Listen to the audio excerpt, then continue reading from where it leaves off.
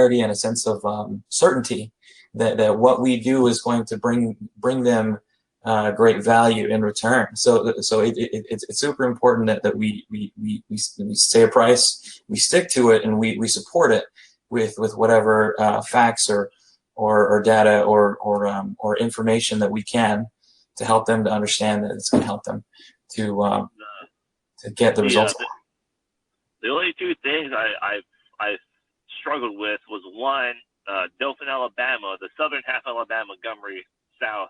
It's such a slow developmental area. A lot of people, they don't understand what Google is or Facebook. And some people, like my boss, for example, Toyota, he's had a Facebook for a year, and I had to help him understand what boosting on Facebook was. Or there was this one company several years ago that came into town advertising Google, and they got a lot of business. And this guy took everyone for their money. And I ran to these people that been like, oh yeah, I forgot the name of the company. We had so-and-so, but he just took our money. So I'm fighting that. Those are the only two things I'm really fighting against. One, people just have no idea what they're doing, and they make a Wix website, and they don't implement the Google Analytics tracking code in it. So I got to help them hold their hand with it, like, what's your password, all that stuff. Or they just had a horrible taste in their mouth with this one guy that came into town and just took advantage of everybody. Yeah. Well, so I think that when it comes to working with the right kind of customers, I don't think that you should ever have to go through a whole, even before you're hired, a whole experience with the customer about trying to explain how much value you intrinsically have. I think that it's part of, kind of the customer discovery that that they're going to have to do. But there's some businesses that absolutely just don't care about doing any sort of marketing outside of what they've always been doing. And I only like working with customers that just kind of get it, right? Like you want to come and work with me because we understand that we have the same philosophies on things. So, there's definitely like part of, your materials that you could be putting out there of saying like, hey, if you want to be educated and if you're interested in learning more about this, I could walk you through that process about why this is valuable. But I don't try to convince anybody outside of what they're doing, because most people, by the act of just trying to convince them that something else is better for them, are going to stay harder within the ideas that they already had to begin with. And I think that's just kind of human nature. Unless they're open and available to learning and changing their idea, you can't convince anybody of doing anything. They have to convince themselves. I would give some pushback there, but I generally, Charles, you're right. Yeah, for sure. And especially whenever you're doing any sort of sales, I think it's really important that you qualify, so you're not wasting your time with all these tire kickers. People are just trying to get information from you, or people who just want to figure out how you do it so they can do it themselves, which is a lot. There's a lot of people like that out there. So be careful about that part. About which part? Being careful not to show them too much, because there was a dealership down here that I showed them what I was doing on Google AdWords, and the guy just took it and started doing it on his own, and then kind of pushed it aside. I was like, dang it, I shouldn't have done that. I shouldn't have shown what I was doing all the time. Yeah. Well, believe it or not, there's a lot of reasons why people come to you, and that's actually part of the reason why I started the group that you're in, Get Found Online, Close More Deals, is because I wanted to be able to give that type of information to people who are looking for it, and bring them in so that whenever they do try it and they try it for themselves and it doesn't work the way that they're planning on it because they don't have the skills to implement it the right way, they come to me for help. I think it's a good way to start conversations. Maybe they don't need me right now. Maybe they need me 6 months from now. But the idea is you can share that information, and you can even be open with it, and they can still work with you. I have countless cases of many people who I've given lots of free information for that ended up coming to me long after and became customers, and I've earned several $1,000s doing work for them. So there's something to be said about that as well. Yeah, the long-term education, kind of the you becoming that source of all that knowledge and saying that like, oh, okay, you give out, the not necessarily the secret sauce, right? But just like the mechanics of everything. And when they realize how much more fine tuning that it actually takes in the back end to be able to make that happen, all the extra work and just understanding of how those different systems work and constantly are changing, then yeah, it's a lot of upkeep.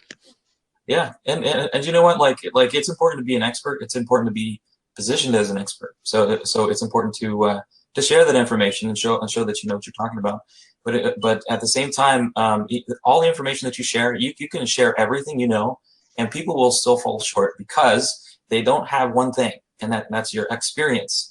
And because of that, they're gonna fall short. They're gonna make some mistakes. Some people are okay with going through it themselves and making as many mistakes on the way. You know what I mean? So if they want to do that, have at it. If they're looking to you and sharing your videos or referring people to you, I mean, I think it's worth it.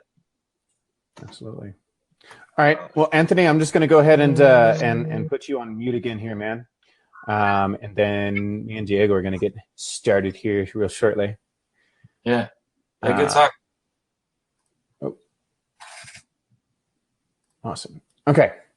So I guess I kind of already just started recording because I was just like, this is gold. I gotta get this in.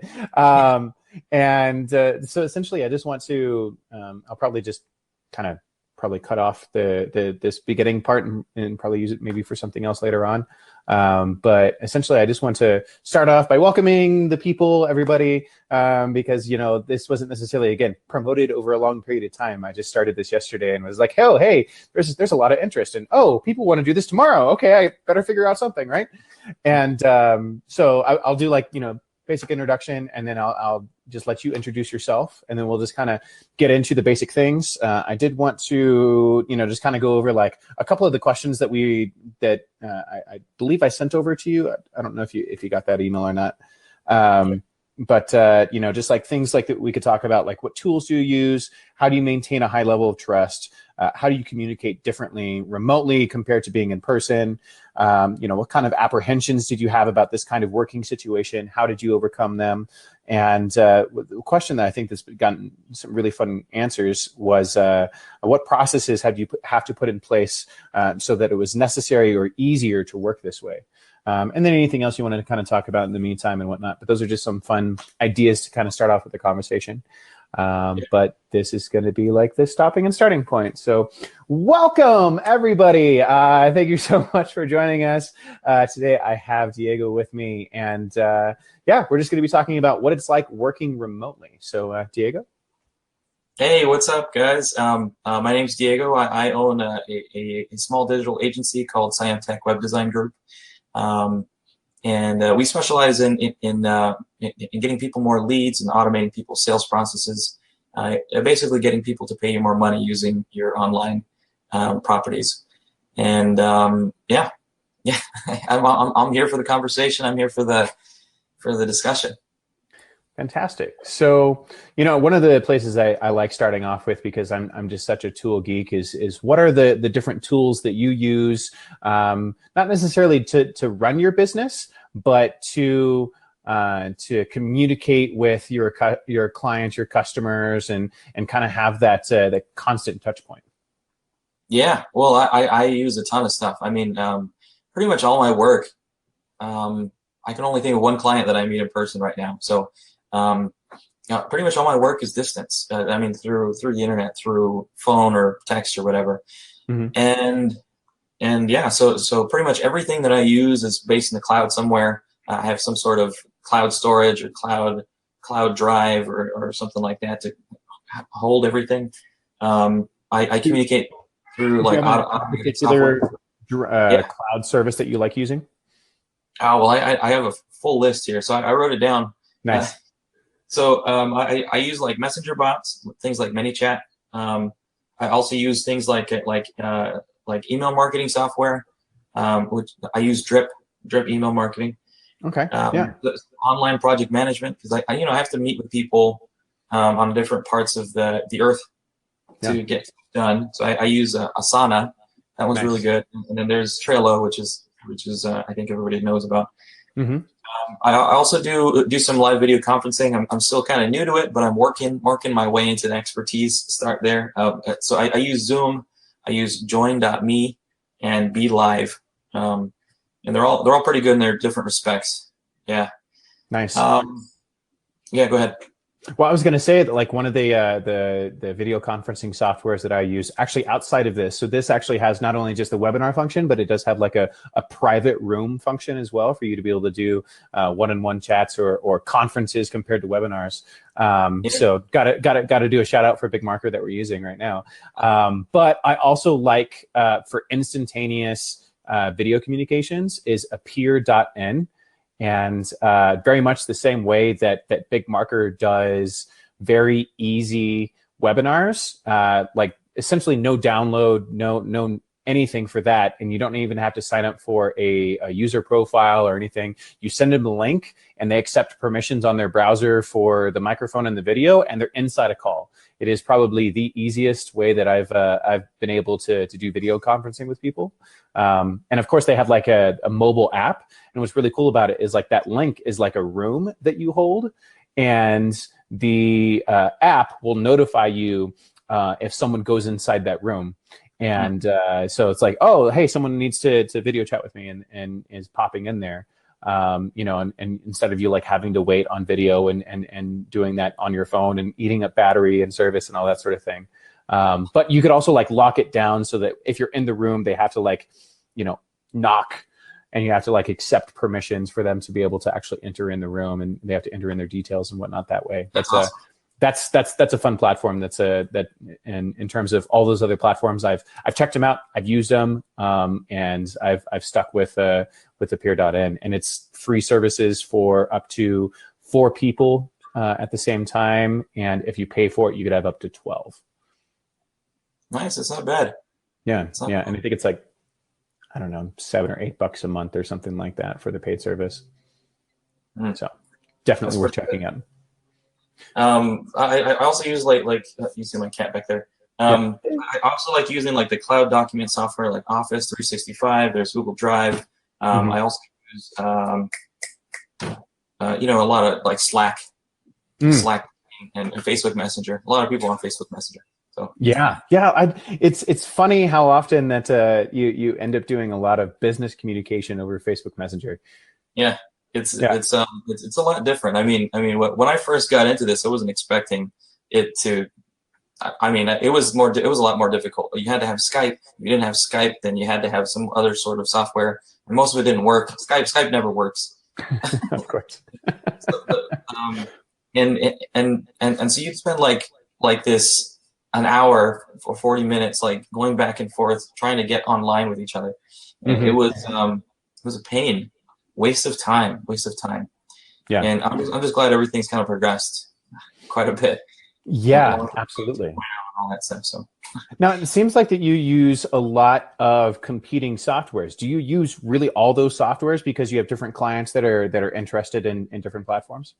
Yeah, and actually, you know, a lot of them have free versions. So I use the free versions, and some of them I pay for one reason or another. If I feel like I'm going to get some sort of return from it, then, you know, I'll pay for it. Oh, and I also use online invoicing software, which I think is really helpful. What do you use? I use something. It's a new company based out of Utah. It's called ZipBooks, and they have a free version, which you can actually create your own invoices. They look gorgeous, and if people can pay by going to the invoice page, so they can put in their credit card and their PayPal or whatever they need, and it's just pays you, just done. It's great, and it's free. It's free if you want to get started that way. And for me, I need the paid version, but you know, for other people, I think it's great.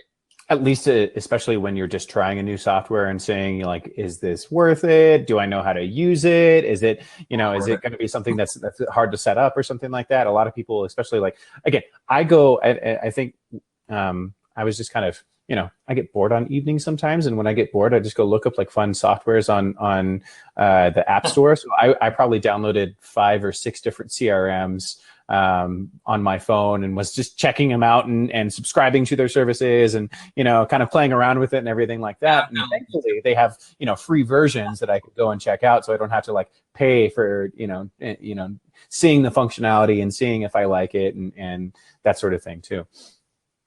Yeah, I'm definitely like that too. I subscribe to anything and everything. If there's some sort of a free trial or where I can just learn how it works. Absolutely. I think that's why I'm attracted to the position I am. So how long have you been doing this?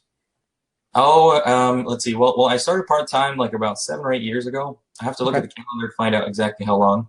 Yeah. I've been doing it full-time for almost 3 years now. And yeah, I'm out here in Florida now. I used to be out there in New Mexico. That's where I met you. Yeah. And yeah. And all my clients are basically in New Mexico.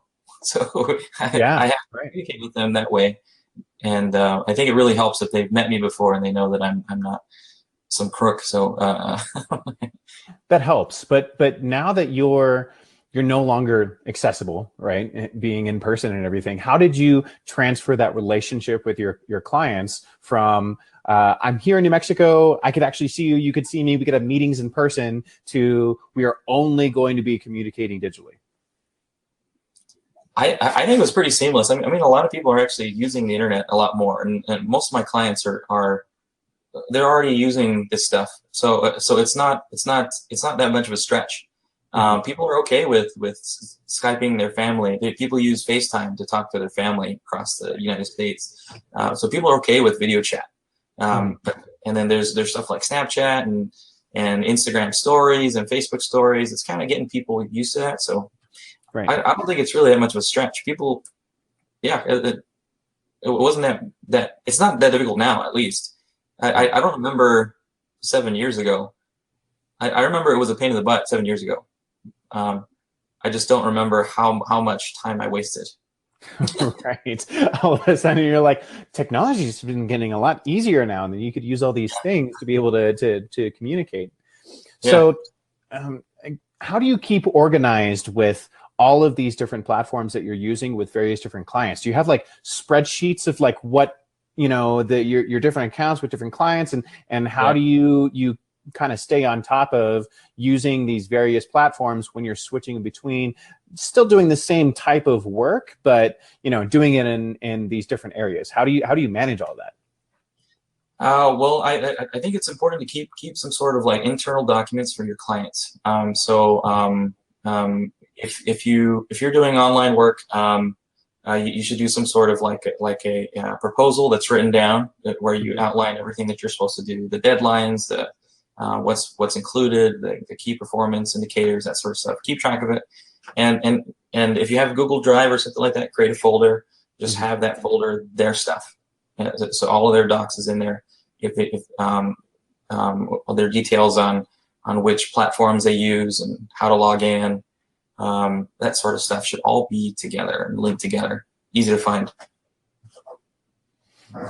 So is there something that you mentally had to prepare for, from being an employee to switching over to being a remote contractor with all these different clients? Is there something that you had to change around with your schedule, or over the past 3 years of you being full time, is there some major difference that you've felt that you've just made in either routine or just with a certain maybe just process that you've made for yourself that has made that a lot easier?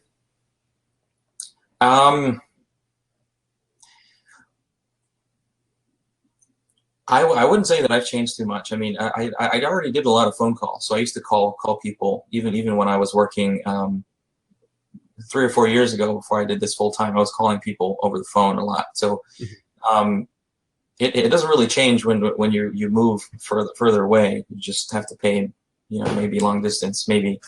Yeah. But the process is the same, and it's still a connection. And I think that's what people look for anyway. So for me, I didn't really change too much because I was already doing the distance stuff. What did change is the fact that the internet has gotten a lot faster and slicker, and software is has all the bugs like smoothed out. Mm-hmm. So I can do a lot more online than before. I was selling my web design services and my all that other stuff in person. I was calling people on the phone. Mm-hmm. Like I would go to a business and I would talk to the business owner, because that was the easiest way to do it. Right. And I hate to say that. Technology has come a long way since then, but Yeah. so for me, I think no, I didn't really have to do anything specifically as far as processes to make it easier.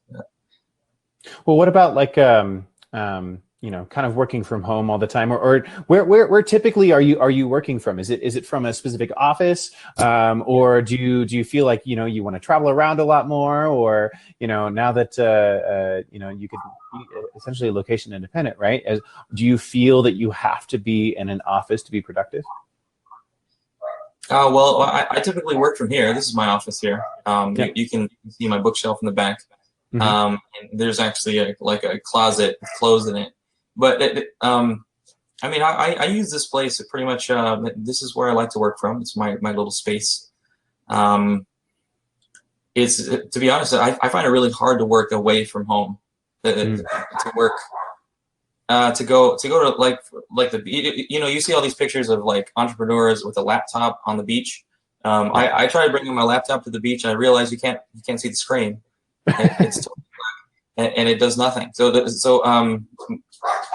It's better to be inside anyway. Yeah. I don't know. Yeah. So as part of this being away from your clients and not being able to see them in person, how has your sales process changed when you realize that your clients could be anywhere, and I'm assuming that you don't necessarily just get clients from face-to-face interaction anymore, and that you have your own kind of sales process. What does that look like differently than having a phone call and then going and meeting them in person? Is it just like a video call, and does it feel the same as when you went to go be live in person with someone? Yeah. It's just a video call. And if a client would like to meet on video more often, which I don't think normally happens at all ever, but I'm open to it. And to me, I think it feels the same. It's like you're there. You're over there in New Mexico, and I'm having a conversation with you. Right. I feel comfortable with you, and I think a lot of other people feel the same way because they have a lot of experience talking to their family, FaceTime, stuff like that. So, yeah, did that answer your question? Yes. Yeah, definitely. And I think that you keep on bringing up a point that is very interesting to me that I haven't really thought of before, is that we really are training ourselves in relationships that we have outside of business. That's having a relationship over video is a totally acceptable mode of communication now. And it's how we interact with a lot of different people, because people move all over the place, right? And we want to stay in touch with people, and we want to be able to do it. So people being in front of a camera, looking at a screen at somebody else is a lot easier now than say 10 or 15 years ago. And I think that, the advent of having a phone now, and that we're in front of a camera so much and it's so accessible, has really allowed us to retrain our idea of how trust can be built, and that having this kind of virtual interaction is, again, acceptable. Well, there is something I want to add. I think even if you're doing a meeting in person, it's really important that you're able to generate a level of trust. So it's important that you have some sort of branding together, something that looks like you're together. So if you have documents that you give, you give those documents out, it looks decent and put together and well thought out. So that when they receive it, you can email it to them now, but when they receive it, they can consume it and they can see that you invested into it, which I think is really important. especially if you've met somebody for the first time, their only level of their only interaction with you is the stuff that you give them and the time that you talk to them or the time that they see you on camera. So you have to make sure you make the most of it. You have to brand, and I think it's more important than any other time. And I think it's important that you communicate honestly and often. So part of this branding thing, I think that people think that brand is a very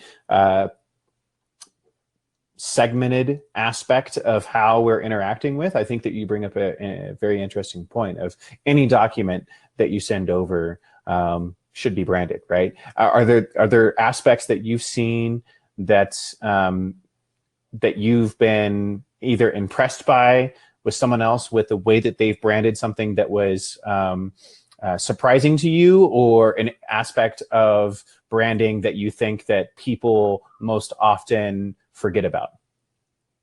Yeah, well, I think we're in an era where there are a lot of people who are entrepreneurs now. So it's become popular. So there's a lot of people who are coming in for the first time, and they're still learning, still trying to figure it out, still trying to get their first couple clients. They may not have the experience as some other professionals.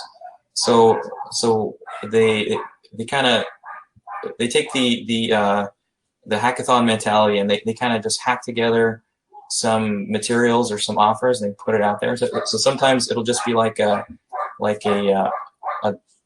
Google Docs document, like a list of stuff that you share. So some people will just share a link with something like that, and with nothing else, just text. And that's okay, and as long as the people that see it are able to look past the fact that you didn't spend a lot of time on it. I mean, it's a mental thing, and it's something that people don't necessarily actively think about. It's like, oh, he didn't spend a lot of time on it, but it's something that is subconscious, that subconsciously people recognize and they notice, and it could lend to your credibility. So I just think it's important to spend more time and invest in your brand, because your brand helps to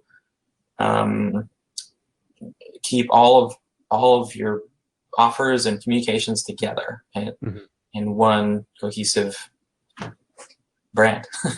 Yeah. Well, I think also, if we're talking about like this new age of communicating digitally, right? What used to be our brand used to be just, us or some paper material that we spent a lot of time on and professionally made and handed off and different flyers and things like that, right? But now, because you're talking about that we don't have as much FaceTime and we don't have as much interaction one-on-one anymore, every little touch point has to remind you of that particular person, right? Yeah. And it has to, and that brand elicits that kind of whatever emotion that you're trying to go for and elicit from that interaction. Yeah. On top of that, we're doing like a video conference right now. I think it's really important that people see your face, because people don't connect to a piece of paper or to a branded piece of document. So you can brand stuff all you want, but if people don't connect with you, it's gonna make minimal difference to them wanting to hire you. So I think it's really important to do video and to do educational videos, where you share your expertise, just so people can see your face and so people can see that you know what you're talking about. And that is a part of your brand too. You're a part of the brand. You're the brand. So if you if you get your face out there, people can connect your message and your offers to your face. And if they connect with you on an individual level, and there'll be a broad swath of people who will say, oh, you know what, I like that guy. And of course, there's also going to be some other people who say, you know what, I don't like him. But the ones you're really going to be talking to, or you want to talk to, are the ones who like you anyway. So just put yourself out there, do video. It's super important for building your brand. Super important. Absolutely. Especially now. So that's kind of, I didn't want to take up too much of your time or anything like that. I said only about 20 minutes, but I did want to ask you one last question. And that is, if you were to give any kind of piece of advice, either to a company that is interested in working with someone who is remote, or if you are a person that is working remotely, what kind of advice would you give to either one of those people? What sort of advice would I give to people who are working remotely or who are going to work remotely? Or looking to hire or transfer their business over to remote employees? I think if the best advice that I can give is video is super important. So if you can do video chat or share screens or phone calls, I think it's just important to connect with somebody, and it's important to be honest and not a machine when you interact with people, because people get turned off by it, and they don't want to get taken advantage of by some machine who's just gonna pitch a price at them and not actually deliver on what they're asking for. So it's really important to come across as trustworthy and authentic in all of your interactions, and you should interact often so people How can often is remember. that? As often as the project needs. So if you need more information to complete the project, hey, you can give them a call. Hey, I'm working on this project. I need ABCD. Would you be able to help me by emailing that over next time you get?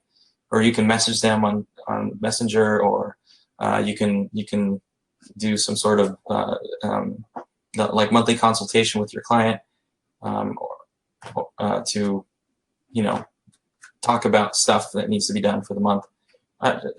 Just a bunch of stuff, but just communicate often, as often as you need, and it's okay.